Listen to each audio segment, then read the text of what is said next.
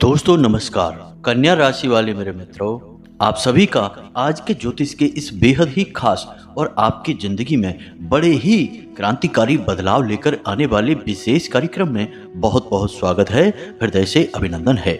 माता रानी आपकी हर एक मनोकामना पूरी करें और आपके जीवन से हर एक कष्ट और परेशानी को तुरंत समाप्त करें, ऐसी हम माई से कामना करते हैं। दोस्तों, होली के इस विशेष पावन पर्व पर हो जाइए तैयार, क्योंकि अयोध्या से श्री राम लला का आपके लिए एक विशेष संदेश आया है। जी हाँ दोस्तों, एक विशेष दैवीय कृपा, एक विशेष ग्रह योग, एक अनोखी घटना इस होली पर आपके लिए है बहुत कुछ बहुत खास। साथ ही साथ आपके जीवन में श्री राम लला का एक बहुत बड़ा आदेश भी है। जी हाँ दोस्तों, इस होली आपके जीवन में कुछ बहुत ही खास होने वाला है और हम आपको गारंटी देते हैं कि यदि आप इस वीडियो को पूरा देख लेंगे तो होली के बाद आपका जीवन पहले के जैसा नहीं रहेगा और जो लाभ और खुशियां आपको प्राप्त होंगी वे जीवन भर आपके साथ रहेंगी। दुनिया की कोई ताकत उन्हें आपसे छीन नहीं सकता है, क्योंकि दोस्तों हम आपको बता दें कि पूरे राशि चक्र में केवल आपकी ही राशि एकमात्र ऐसी राशि है जो कि भगवान को बहुत अधिक प्रिय होती है। जी हाँ दोस्तों, आपका स्वभाव, आपका चरित्र और आपके हृदय की सुंदरता भगवान को बहुत अधिक प्रिय है। आप बहुत ही सच्चे और बहुत ही अच्छे इंसान हैं। इसका प्रमाण यह है कि हमेशा आपने जो भी कार्य किया है पूरे मन से किया है, खास तौर से दूसरों की मदद, ईश्वर की पूजा या फिर अपने किसी भी रिश्ते नाते को निभाना, हर कार्य में आपने सच्चाई और ईमानदारी दिखाई है। अब यह बात अलग है कि इस संसार में इस सच्चाई और अच्छाई की कोई कीमत नहीं होती है। इन्हें आपकी कमजोरियां समझ लिया जाता है और लोग इनका फायदा उठा लेते हैं, लेकिन इन सब बातों से आपके ऊपर कोई खास फर्क नहीं पड़ता है, क्योंकि आप एक ऐसे इंसान हैं जो लोगों से बहुत ज़्यादा उम्मीदें भी नहीं करते हैं। आप अपने दिल में यह बात अच्छी तरह से जानते हैं कि इस संसार में कोई किसी का नहीं होता है, सब तो बस क्षण मात्र के रिश्ते नाते हैं और अगर सचमुच में आपकी कोई मदद कर सकता है तो वह केवल भगवान है और आप स्वयं हैं। जी हाँ दोस्तों, आपकी यह मजबूत मानसिकता आपको हर एक कष्ट और हर एक परेशानी में लड़ने की और उससे बाहर निकलने की शक्ति देता है। दोस्तों, हम आपको बता दें कि यह जो मानसिकता है आपकी अपने ऊपर विश्वास की और अपने भगवान, अपने आराध्य पर भरोसा करने की, यह कोई साधारण मानसिकता नहीं है।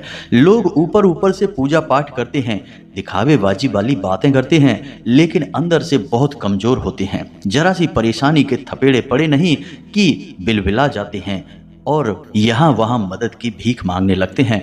लेकिन आपके साथ एकदम स्थिति उलट है। आप चाहे परिस्थितियां अच्छी हों या बुरी हों, ना तो अपने दिल के हाल किसी को बताते हैं और ना ही अपने आपको किसी के सामने झुकाते हैं। अपनी तकलीफें आप हमेशा अपने दिल में छुपा कर रखते हैं और जब तक संभव हो आप किसी से मदद नहीं मांगते हैं। जब बात हद से ज़्यादा बिगड़ जाए तब भले ही आप किसी से मदद मांग लें, लेकिन आप उसके द्वारा की गई मदद, उसके एहसान को हमेशा याद रखते हैं और कोशिश करते हैं कि उसके एहसान का बदला आप जितना जल्दी हो सके चुका दें। आपके अंदर की अच्छाइयाँ बहुत हैं दोस्तों, और इन्हीं अच्छाइयों की शायद अब ईश्वर ने परख कर ली है। अब भगवान आपको बहुत कुछ देना चाह रहे हैं। अब बस आपको थोड़ा सा सतर्क रहना है। कुछ गलतियां भी आप लगातार करते चले आ रहे हैं, उन गलतियों को नहीं करना है और कुछ ऐसे जरूरी कार्य हैं जिन्हें आपको अवश्य करना है इस होली के विशेष पर्व पर। दोस्तों, हम आपको बता दें कि आप इन कार्यों को करेंगे जो हम आपको वीडियो में आगे बताने जा रहे हैं और सावधानियां बरतेंगे तो जो विशेष ग्रह योग बन रहा है, इस ग्रह योग का आपको ऐसा विशेष लाभ प्राप्त होगा जैसा कि अब तक कभी प्राप्त नहीं हुआ, यानी कि आपको दिन दूनी रात चौगुनी तरक्की प्राप्त होने लगेगी। आप जो भी कार्य कर रहे हैं बस उसे उसी तरह से करते रहिए, लेकिन उसके परिणाम आपको कई गुना प्राप्त होंगे। जी हाँ दोस्तों, यही होता है जब दैवीय शक्तियाँ किसी का हाथ पकड़ लेती हैं तो फिर जा तक एक छोटे से प्रयास में भी कामयाब हो जाता है और बड़े से बड़े लाभ प्राप्त कर लेता है। जी हाँ दोस्तों, वीडियो बेहद ही खास है और ज्ञान से भरपूर है और आपके जीवन के लिए बेहद ही महत्वपूर्ण है, सजीवन बूटी के समान है। तो इस वीडियो को आपको पूरा का पूरा देखना है, बिल्कुल भी इसे बीच में छोड़कर नहीं जाना है। दोस्तों, हम आपको बता दें कि इस वीडियो की जानकारी आपके जीवन के लिए किसी अमृत से कम नहीं है। जी हाँ दोस्तों, तो बस वीडियो को पूरा देखिए और हर बात को समझकर अपने जीवन में उतारने का भी प्रयास करिए। जी हाँ दोस्तों, तो चलिए आज के इस विशेष ज्ञानवर्धक महत्वपूर्ण वीडियो की शुरुआत करते हैं।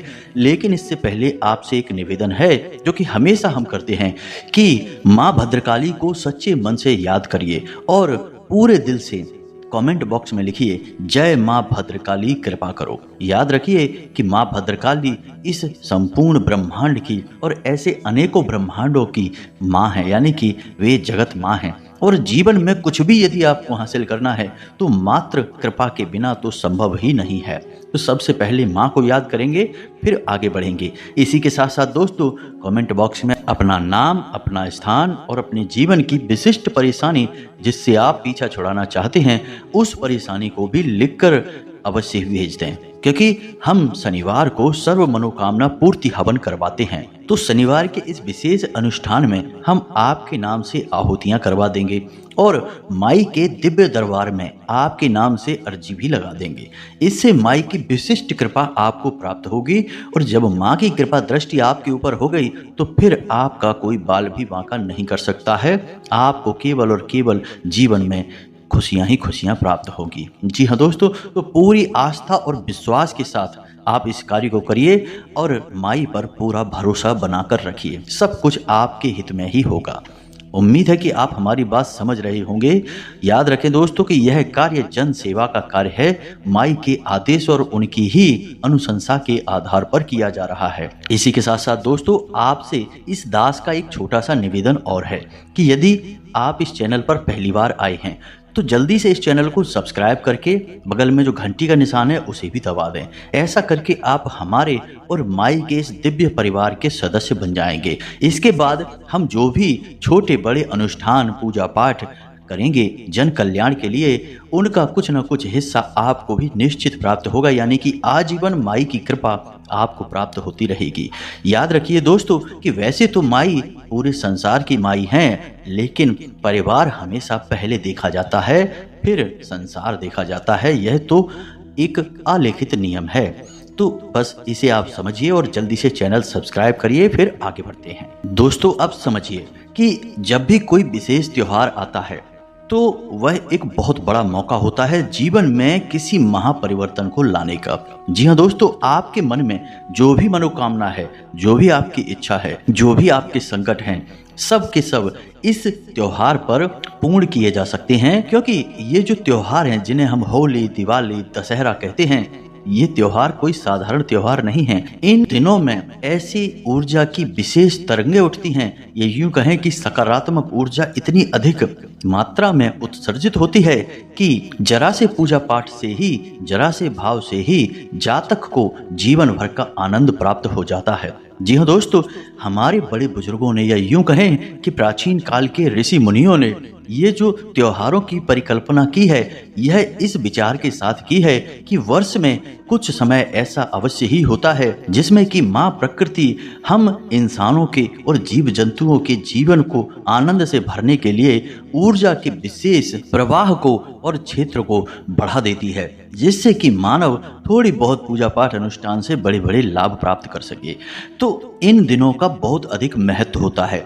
अब इस बात का प्रमाण देने के लिए हम आपको बताते हैं कि हमारे पुराणों में, जैसे कि शिव पुराण में और विष्णु पुराण में स्पष्ट तौर पर लिखा है कि इस संसार में जितने भी मंत्र हैं, फिर चाहे वह साधारण सा ओम नमः शिवाय पंचाक्षरी मंत्र हो या फिर कोई बड़े से बड़ा मंत्र जैसे कि महामृत्युंजय मंत्र हो, हर एक मंत्र पूर्ण रूप से कीलित किया जाता है, यानी कि उस मंत्र के ऊपर एक ताला लगा दिया जाता है। और यह ताला किसी और ने नहीं, स्वयं भगवान भोलेनाथ ने लगाया है। ताकि कोई भी व्यक्ति इन मंत्रों का दुरुपयोग करके किसी के लिए हानि ना पहुंचा सके, कोई गलत कार्य ना कर सके। क्योंकि दोस्तों, मंत्रों में बहुत अधिक शक्ति होती है। यदि मंत्र शक्ति जागृत हो उठे तो इंसान बड़े से बड़ा कार्य भी कर सकता है, चाहे फिर वह किसी के हित में हो या अहित में हो। तो इसी शक्ति को देखते हुए भगवान भोलेनाथ ने सारे मंत्रों को कील दिया है।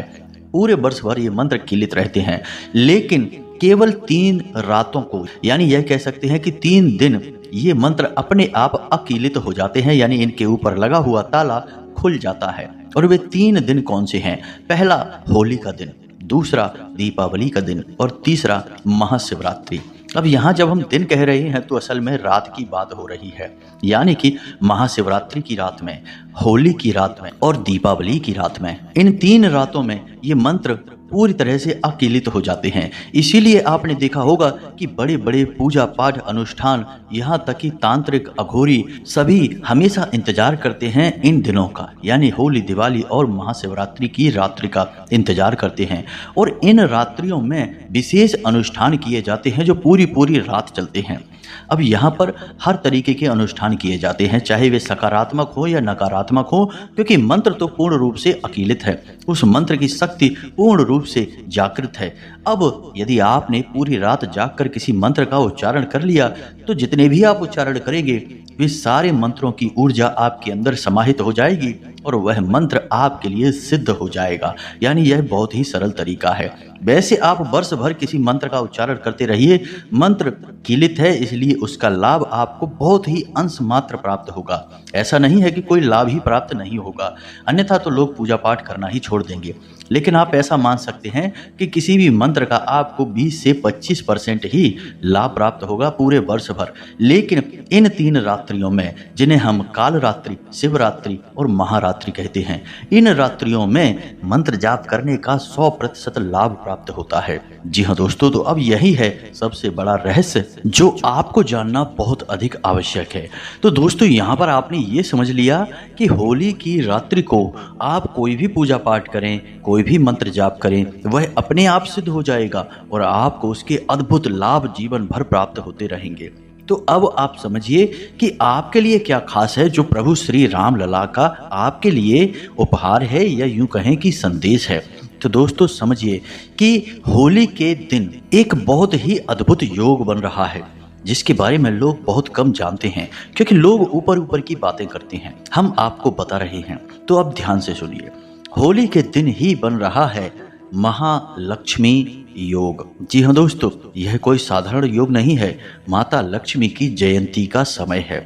इसे माता लक्ष्मी की जयंती और महालक्ष्मी योग का दिन कहा जाता है। जी हाँ दोस्तों, यह कोई साधारण समय नहीं है। इस समय पर आप माता लक्ष्मी की विशेष कृपा प्राप्त कर सकते हैं। तो अब यह कैसे होगा, इसके बारे में सारी बातें आपको हम विस्तार से बता रहे हैं। सारी चीजें आप ध्यान से समझना, क्योंकि होली के बाद आपका जीवन बदल जाएगा और आपके जीवन की मूल समस्या, जो कि पैसे की समस्या है, हमेशा हमेशा के लिए समाप्त हो जाएगी। जी हाँ दोस्तों, रात दिन आपके घर लक्ष्मी आएगी, अलग अलग रास्तों से आएगी। आपने जहाँ से सोचा नहीं था वहाँ से भी पैसा आपके घर आएगा। जी हाँ दोस्तों, बहुत बड़ा और बहुत ही अनोखा मुहूर्त है ये। इसके बारे में पूर्ण ज्ञान आप हासिल करिए। तो अब समझिए कि आप कोई भी पूजा पाठ अनुष्ठान जो हम आपको बताएंगे वो करें, लेकिन उससे पहले आपको कुछ तैयारियां करनी होंगी और कुछ ऐसे कार्य हैं जो भूल कर भी नहीं करने होंगे। जी हाँ दोस्तों, तो ध्यान से समझिए, क्योंकि आप ऐसे ही सीधे तौर पर यदि कोई पूजा पाठ कर लेंगे लेकिन आपने अनजाने में कोई गलतियां कर रखी हैं, तो आप समझिए कि आपकी पूजा पाठ का आपको पूरा फल प्राप्त नहीं होगा, अनुष्ठान का पूर्ण लाभ प्राप्त नहीं होगा। इसे आप इस तरह समझ सकते हैं कि यदि आप कोई दवा ले रहे हैं, जो डॉक्टर ने आपको दी है, दवा बहुत अच्छी है, लेकिन साथ ही साथ उसके कुछ परहेज भी हैं। तो यदि आप दवा लेते समय परहेज नहीं करेंगे तो फिर उस दवा का प्रभाव पूर्ण नहीं होगा, आपको लाभ पूर्ण नहीं मिलेगा, अधूरा लाभ प्राप्त होगा। जी हाँ दोस्तों, तो इस बात को आप ऐसे समझिए, क्योंकि कोई भी कार्य करने की विशेष परिस्थितियां होती हैं। यूं ही हम अपना मन बना के और कोई कार्य कर डालें, परिस्थितियों को न समझें, तो उस कार्य का लाभ हमें प्राप्त नहीं होगा। तो आप ध्यान से समझिए, कुछ ऐसे कार्य हैं जो आपको होली के दिन या उससे कुछ दिन पहले तक भूल कर भी नहीं करने हैं। वो कौन से कार्य हैं? पहला, कि किसी भी जानवर, किसी भी जीव जंतु को आपको सताना नहीं है, उसकी हत्या नहीं करनी है, उसे मारना पीटना नहीं है। जी हाँ दोस्तों, क्योंकि यह होली सोमवार के दिन पड़ रही है, यानी भगवान भोलेनाथ का दिन है। अब सोमवार का दिन भगवान भोलेनाथ का दिन है और भगवान भोलेनाथ का एक नाम पशुपतिनाथ भी है, यानी कि वे पशुओं के भी अधिपति हैं। तो आप किसी भी जानवर, किसी भी जीव जंतु को पीड़ा पहुंचाएंगे तो आप इस दिन को खंडित कर देंगे। जी हाँ दोस्तों, देवीय कृपा आपसे रुष्ट हो जाएगी। तो आपको यह कार्य नहीं करना है। उल्टा आप यह कर सकते हैं कि आप किसी पशु, किसी जानवर को भोजन करा सकते हैं, कुछ खिला पिला सकते हैं। इससे दैवीय कृपा आपकी ओर आकर्षित होगी। ये छोटे छोटे कार्य हैं, लेकिन इनका प्रभाव बहुत बड़ा है। इन्हें आप परहेज समझिए। विशेष अनुष्ठान तो हम आपको आगे बताने जा रहे हैं। तो आपको किसी जानवर, किसी पशु को लगातार 2-3 दिनों तक कुछ न कुछ खिलाते रहना है, जब तक कि होली ना आ जाए। उसके बाद भी आप खिलाएं, यह आपकी इच्छा है। इसके बाद दूसरा कार्य, कि अपने दरवाजे से किसी भी भिखारी को, चाहे वह पुरुष हो, स्त्री हो, बच्चा हो, कोई भी हो, खाली हाथ ना जाने दें। उल्टा आप उसे प्रसन्न करके भेजें। जी हाँ दोस्तों, लोग अक्सर यही करते हैं कि उनके दरवाजे पर कोई भीख मांगने के लिए आया तो लोग उसे भगा देते हैं, या फिर उल्टी सीधी उससे बातें करते हैं, भिखारी यहाँ से भाग जा, ये वो ऐसी वैसी बातें बोलते हैं। लेकिन दोस्तों, आप समझिए कि इस संसार में भिखारी कौन नहीं है, सब भिखारी ही हैं। कोई किसी के दरवाजे पर भीख मांगता है, तो कोई मंदिर में जाकर भीख मांगता है, तो कोई किसी उच्च अधिकारी या नेता के घर जाकर भीख मांगता है। मांग तो यहाँ सभी रहे हैं। तो फिर बड़ा भिखारी छोटे भिखारी को यदि भिखारी कहेगा, असल में स्वयं का ही अपमान करना हो गया। जी हाँ दोस्तों, तो इस भाव को समझिए और कभी किसी भिखारी का अपमान मत करिए। उससे प्रसन्न करके अपने दरवाजे से भेजिए। असल में जब भी आपके पास कोई भीख मांगने आता है, तो आप समझिए कि वह आपका एक प्रकार का टेस्ट है, जो दैवीय शक्तियां लेना चाहती हैं, आपका परीक्षण करना चाहती हैं, आपके स्वभाव और आपके नैतिक गुणों की जांच करना चाहती हैं। और कई बार तो दोस्तों ऐसा भी देखा गया है कि स्वयं दैवीय शक्तियां ही भिखारी का रूप धारण करके और किसी के यहाँ चली जाती हैं। अब जो सच्चे साधक होते हैं वे तो अपने आराध्य को पहचान जाते हैं, लेकिन जो मूर्ख होते हैं, अभिमानी होते हैं, वे अपने अभिमान के अंधकार में सच्चाई को कभी देख नहीं पाते हैं। तो फिलहाल आपको ये कार्य नहीं करना है।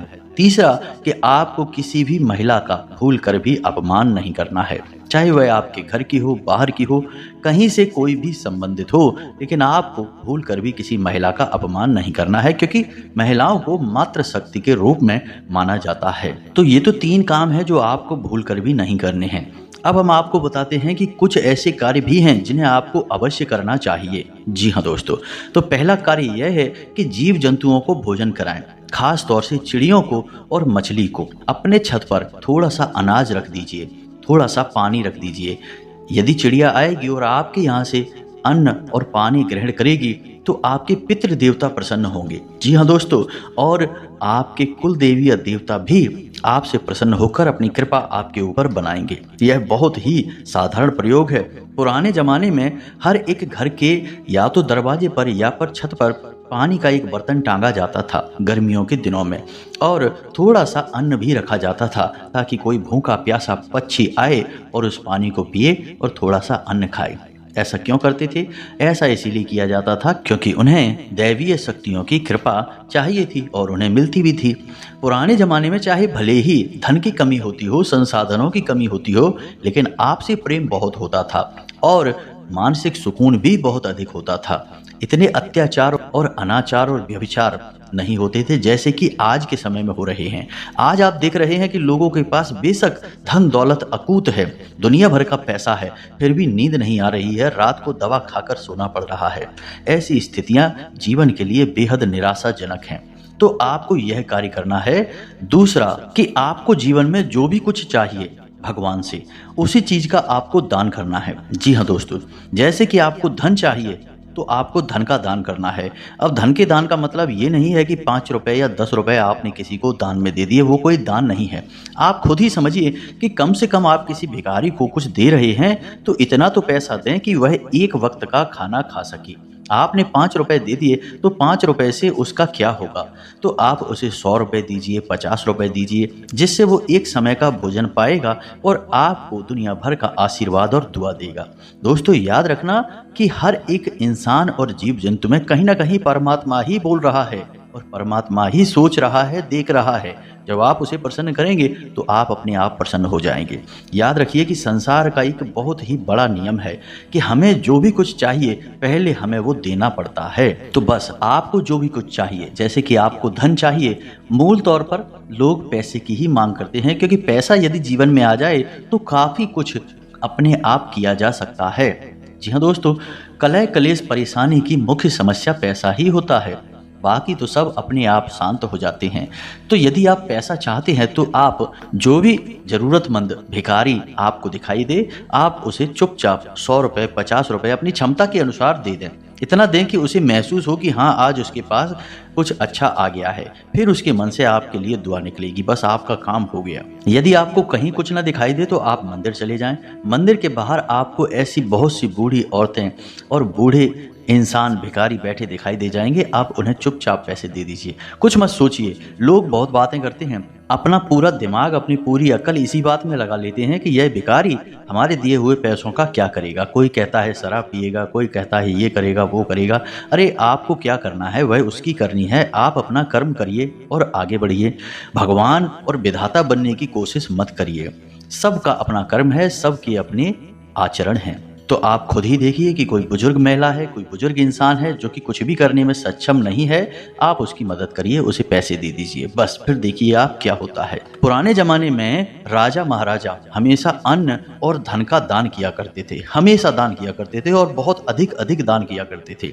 ऐसा इसीलिए करते थे क्योंकि एक राजा की सबसे बड़ी जरूरत है धन यानी पैसा और अन्न, क्योंकि राजा के पास बड़ी फौज होती है, बहुत सारे उसके कर्मचारी होते हैं, उन सबको भोजन कराना है जिसके लिए अन्न चाहिए, और इन सबको संचालन करना है यानी कि इनकी तनख्वाह देनी है, इनकी ज़रूरतें पूरी करनी है, स्वयं की भी ज़रूरतें पूरी करनी है जिसके लिए धन चाहिए। तो जब राजा को ये दो चीज़ें स्वयं चाहिए तो इन्हीं दो चीज़ों का अक्सर राजा महाराजा दान देते थे ताकि ईश्वर की नज़र में वे उत्तम हो जाएं और उन्हें वही चीज़ वापस मिलने लगे कई गुना बनकर। जी हाँ दोस्तों, यह नियम है। लेकिन लोग आजकल उल्टा करते हैं, पैसे को छुपा छुपा कर बचा बचा कर रखते हैं। कोई मांगने आ जाए तो बड़ी मुश्किल से 5-10 रुपए देते हैं, उसमें भी उसे 10 बातें सुना देंगे। उसके मन से आपके लिए गलत भावनाएं निकल गई और आपने उसे पैसा भी दे दिया, तो इस स्थिति में आपका पैसा भी गया और आपका कर्म भी खराब हो गया। तो ऐसा गलती भूल के भी ना करें दोस्तों। तीसरा सबसे जरूरी कार्य दोस्तों कि आपको अपने घर के मुख्य दरवाजे की साफ सफाई बराबर से करनी है और रोज शाम के समय अपने घर के मुख्य दरवाजे के ठीक बीचों बीच, जी हाँ दोस्तों, एक गाय के घी का दीपक जलाना है और उसका मुख यानी बाती का मुख बाहर की ओर कर देना है। रोज शाम के समय आपको यह करना है। इन कार्यों को लगातार आप होली के दिन तक करते रहिए। इससे आपकी कुल देवी देवता प्रसन्न हो जाएंगे और उनकी कृपा आपको बहुत जरूरी है। जी हाँ दोस्तों, तो ये तो हो गई आपकी तैयारी कि इन कार्यों को करके अब आप आध्यात्मिक तौर पर, आत्मिक तौर पर तैयार हो चुके हैं किसी बड़ी दैवी कृपा को प्राप्त करने के लिए। अब आपको माता लक्ष्मी से विशेष अनुष्ठान करके धन माया रुपए पैसे प्राप्त करने हैं। जी हाँ दोस्तों, स्वयं माता लक्ष्मी को आकर्षित करना है। तो अब इसके लिए क्या करना है? होली की रात्रि, जी हाँ दोस्तों, याद रखना कि यह रात्रि कोई साधारण रात्रि नहीं है, इसका आपको पूरा लाभ ले लेना है। तो होली की इस रात्रि को आपको यानी 9 बजे के बाद आपको क्या करना है? नहा धोकर अपने पूजा घर में बैठना है, एक चौकी लगानी है, माता लक्ष्मी की फोटो उस आसन पर आपको स्थापित करनी है। आसन पर लाल कपड़ा बिछा दें। जी हाँ दोस्तों, लाल पुष्प माई को समर्पित करें, साथ ही साथ लाल रंग का कोई प्रसाद और लाल रंग के आसन पर ही आप बैठें। अब यह तो आपकी तैयारी हो गई। अब आपको मन में विचार करना है दोस्तों, मेहनत तो आपको लगेगी, रात को आपको परिश्रम करना ही होगा, यह अनुष्ठान बड़ा है। तो आप मन में विचार करिए कि आप 11 माला या 21 माला जाप करेंगे। पूरी रात गुजर सकती है दोस्तों। मंत्र थोड़ा सा लंबा है लेकिन माँ लक्ष्मी का महामंत्र है। जी हाँ दोस्तों, इसे बीज मंत्र कहा जाता है और बीज मंत्र में किसी भी देवी या देवता की पूर्ण शक्ति समाहित होती है। जैसे पूरे वृक्ष की शक्ति और आकृति एक छोटे से बीज में समाहित होती है। तो इस मंत्र का आपको कम से कम 11 से 21 माला जाप करनी है। तो पहले आप मंत्र को देख लीजिए। मोबाइल की स्क्रीन पर आपको यह मंत्र दिखाई देगा, साथ ही साथ हम आपको बोलकर भी बता रहे हैं। मंत्र थोड़ा सा लंबा है तो इसे आप लिख लेना और इसे बार बार बोलकर अभ्यास करें। इससे मंत्र आपकी जबान पर चढ़ जाएगा। जी हाँ दोस्तों, तो मंत्र कुछ इस प्रकार है। ओम श्रीम ह्रीम श्रीम कमले कमलालये प्रसीद प्रसीद श्रीम ह्रीम श्रीम ओम महालक्ष्मी नमः। जी हाँ दोस्तों, मंत्र एक बार फिर से सुनिए ध्यान से। ओम श्रीम ह्रीम श्रीम कमले कमलालये प्रसीद प्रसीद श्रीम ह्रीम श्रीम ओम महालक्ष्मी नमः। जी हाँ दोस्तों, इस मंत्र का आपको जाप करना है 11 माला या 21 माला। 11 माला से कम नहीं कर सकते, यह प्रतिबंध है, क्योंकि कम से कम 11 माला के जाप से आपका मंत्र जागृत होगा, सिद्ध होगा, उससे पहले नहीं। वैसे तो यह मंत्र कम से कम 1.25 लाख जाप के बाद ही जागृत होता है, लेकिन होली की रात्रि पर यह मंत्र अकीलित है तो बहुत जल्दी सिद्ध हो जाएगा। तो अब एक बात यह हो गई कि आपको यह मंत्र कितना जाप करना है, आपको अपने मन में निर्णय लेना है। और इस जाप को कोई भी कर सकता है, स्त्री पुरुष कोई भी कर सकता है। बस इसकी मर्यादा को बनाए रखना है, इस बात का ख्याल रखना है। मर्यादाएं क्या है कि आपको हमने जो परहेज बताए हैं उन परहेजों को करना है बस। तो अब जब आपने निर्णय ले लिया कि आपको 11 माला जाप करनी है, तो अब इस निर्णय के साथ आपको संकल्प करना होगा। तो सबसे पहले माई को जल अर्पित करें, उसके बाद वस्त्र अर्पित करें, उसके बाद सुपारी, इलायची और लौंग का जोड़ा अर्पित करें। पान के ऊपर रखकर ये सारी चीज़ें अर्पित करें, प्रसाद अर्पित करें, दीपक जलाएं। सारी प्रक्रिया पूरी करने के बाद आप अपना जाप जब प्रारंभ करें, उससे पहले हाथ में एक लाल पुष्प और थोड़ा सा जल लेकर माई से संकल्प करें, यानी कि अपना नाम, अपना गोत्र, अपना स्थान, अपनी मनोकामना और अपने मंत्र जाप की संख्या, यानी कि 11 माला। इतना करने के बाद आप माई के सामने वह पुष्प और जल जमीन पर छोड़ देंगे। यह आपका संकल्प हो गया। दोस्तों याद रखना कि कोई भी अनुष्ठान बिना संकल्प पूर्ण नहीं हो सकता है, तो संकल्प बहुत अधिक आवश्यक है। अब कोशिश आप यह करें कि आप एक ही बैठक में पूरे 11 माला समाप्त करें। इसके लिए आप रात्रि में भोजन ना करें, केवल फलाहार करें, पानी पिएं और पानी भी कम पिएं। और जब मंत्र जाप पर बैठें तो उससे कम से कम 1.5 से 2 घंटे पहले कुछ भी ना खाएं, ना कुछ भी पिएं, तो आपका यह निर्विघ्न जाप हो जाएगा। बस अब आपने यदि मेहनत करके किसी प्रकार से इस जाप को, इस अनुष्ठान को पूर्ण कर लिया, तो आप समझिए कि आपने बहुत बड़ी जंग जीत ली है। अब आपके जीवन में पैसे को लेकर कोई समस्या रहेगी नहीं। अब जो आपने पान, सुपारी, लौंग का जोड़ा और इलायची माई को समर्पित की थी, उसे इस मंत्र जाप के बाद माई के सामने रात भर के लिए रखा रहने दें। अगले दिन उसे आप किसी लाल रंग के कपड़े में लपेट कर, यानी कपड़ा कोरा होना चाहिए, शुद्ध होना चाहिए, लाल रंग के कपड़े में लपेट कर और लाल रंग के धागे से बांध कर आप उसे अपने घर के तिजोरी में, जहां आप पैसे रखते हैं, उस स्थान पर चुपचाप रख देंगे। अब यहाँ पर एक बात और जरूरी है जो हम बताना भूल गए कि आपको जाप करने के लिए कमलगट्टे की माला का ही प्रयोग करना है, किसी अन्य प्रकार की माला का नहीं। बस आपको यह जाप करना है, इस प्रक्रिया को पूरा करना है और बची हुई सामग्री को अपने घर की तिजोरी में रख देना है बस। इसके बाद आपका अनुष्ठान पूर्ण हुआ। अब आप बिल्कुल ही टेंशन फ्री हो जाओ। आपके पास लक्ष्मी तरह तरह से आएगी, यानी कि हर जगह से अपना आने का रास्ता ढूंढेगी। और एक बार पैसा आपके पास आ गया तो अनावश्यक कार्यों में कभी खर्च नहीं होगा, यानी कि पैसा जीवन भर आपके घर में चिपक कर रहेगा। उम्मीद है कि जो जानकारी हमने आपको दी है वह आपको अच्छी तरह से समझ में आ गई है। यदि कोई प्रश्न बनता है आपके मन में तो आप टेंशन न लें, कमेंट करके पूछें, हम आपके प्रश्नों के जवाब देने की पूरी कोशिश करेंगे। इसी के साथ साथ आज के इस वीडियो को विराम देते हैं। कमेंट में पूरे भक्ति भाव के साथ जय माँ भद्रकाली कृपा करो, जय माता लक्ष्मी कृपा करो अवश्य लिख देना। माता लक्ष्मी और माँ भद्रकाली की पूर्ण कृपा आपको प्राप्त होगी। मिलते हैं अगले ज्ञानवर्धक वीडियो में, तब तक के लिए धन्यवाद। जय माता की।